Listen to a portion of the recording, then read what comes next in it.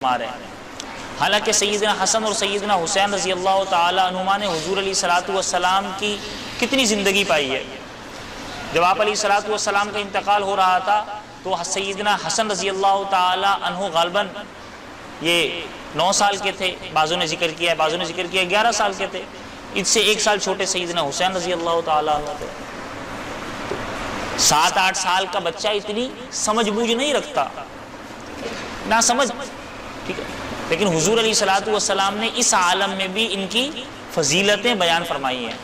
ابھی ان کے اعمال شروع نہیں ہوئے۔ سیدنا حسن اور سیدنا حسین رضی اللہ تعالیٰ عنہما کی عبادات کا کیا عالم تھا وہ تو حضرات خلفائے راشدین کے زمانے میں پتہ چلتا ہے کہ حضرت ابوبکر صدیق رضی اللہ تعالیٰ عنہ کے زمانے میں سیدنا حسن سیدنا حسین رضی اللہ تعالیٰ عنہ کیسی عبادت کیا کرتے تھے، کیسے اپنے نانا کی سنتوں پر عمل کیا کرتے تھے، کیسے لوگوں سے عمل کروایا کرتے تھے۔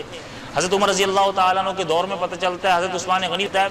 لیکن مسئلہ کیا ہے؟ مسئلہ یہ کہ ہمارے سامنے حضرت سیدنا حسین رضی اللہ تعالیٰ عنہ کی شہادت اور میدان کربلا کے واقعے کو ذکر کیا جاتا ہے، ہم سنتے ہیں، لیکن وہ تذکرہ جو سیدنا ابوبکر صدیق رضی اللہ تعالیٰ عنہ کے زمانے میں انہوں نے زندگی گزاری، سیدنا عمر فاروق رضی اللہ تعالیٰ عنہ کے زمانے میں انہوں نے زندگی گزاری، سیدنا عثمان غنی رضی اللہ تعالیٰ عنہ کے زمانے میں انہوں نے زندگی گزاری، وہ ہمارے سامنے بیان نہیں کی جاتی، وہ ہمارے سامنے نہیں۔ وہ بھی تو زندگی تھی، اس میں بھی تو یہ حضرات عبادات کیا کرتے تھے، حضور علیہ الصلوۃ والسلام کی سنتوں پہ عمل کرتے، دعوت کا پیغام لے کر جاتے، دعوت پہنچاتے، جہادوں میں شرکت کرتے، حضرات خلفائے راشدین اور امیر المومنین کے باقاعدہ سپہ سالار بنتے، ان کے وزراء بنتے، ان کے وزیر رہتے، ان کو مشورہ دیتے۔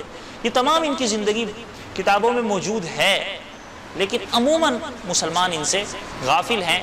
وہ کربلا کے چند دنوں کا واقعہ یا چند 1-8 مہینے کا واقعہ اس کو ذکر کیا جاتا ہے، اس کے علاوہ جو پوری زندگی ان کی 50 سال کی موجود ہے اس کو ذکر ہی نہیں کیا جاتا۔ تو یہ ایک افسوس کا مقام ہے۔ ہمیں اس زندگی سے واقف ہونا ہے جو سیدنا حسین رضی اللہ تعالیٰ عنہ نے سنتوں پر عمل کرتے ہوئے گزاری ہے۔ تو بہرحال حضور علیہ الصلوۃ والسلام، میں یہ ذکر